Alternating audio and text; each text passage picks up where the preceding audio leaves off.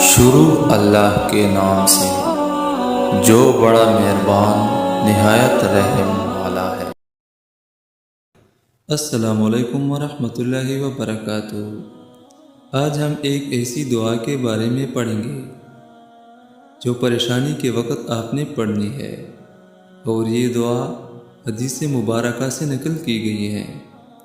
حضرت عاصمہ بنت عمیس رضی اللہ تعالیٰ عنہما کو آپ صلی اللہ علیہ وآلہ وسلم نے پریشانی کے وقت یہ دعا پڑھنے کی تلقین کی، جس کے الفاظ یہ ہیں: اللہ ربی لا اشرک بہ شیئا، جس کا ترجمہ یہ ہے: اللہ ہی میرا رب ہے، میں اس کے ساتھ کسی کو شریک نہیں بناتا۔ یہ دعا آپ نے پریشانی کے وقت پڑھنی ہے۔ اس کا وقت یا یہ الفاظ مقرر نہیں کہ آپ نے اتنی بار پڑھنا ہے، لیکن جتنا زیادہ ہو سکے پڑھ لیا کریں۔ اللہ تعالیٰ اس پہ عمل کرنے کی توفیق نصیب عطا فرمائے۔ آمین ثم آمین۔